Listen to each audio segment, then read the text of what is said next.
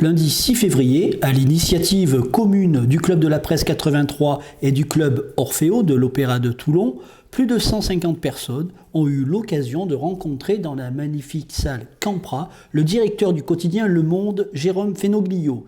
Cet olioulé, directeur depuis juin 2015, est venu présenter l'état du quotidien, de ses innovations, ses engagements et ses ambitions, dans un contexte national et international riche en actualité.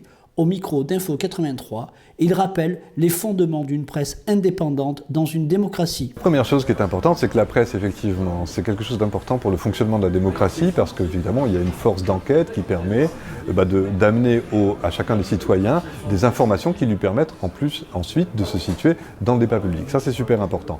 Avant les valeurs, avant l'engagement, il y a une pratique professionnelle. Et c'est ça qui fait la différence avec beaucoup de choses qu'on peut voir sur Internet.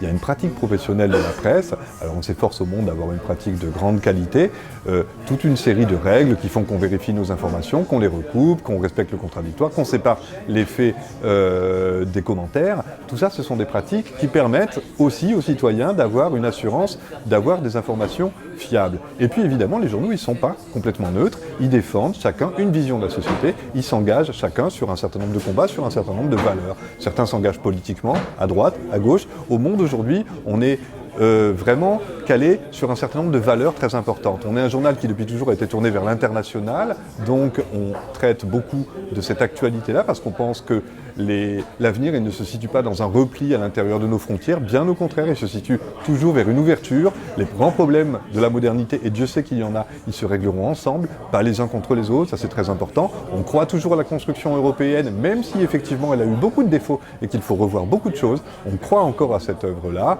On défend les libertés contre le risque d'une société de surveillance, on défend beaucoup effectivement les libertés individuelles et les libertés collectives, dont la liberté d'expression, dont nous sommes au monde, évidemment, un des représentants. Et on défend bien sûr le principe d'une indépendance des rédactions vis-à-vis des pouvoirs économiques et politiques.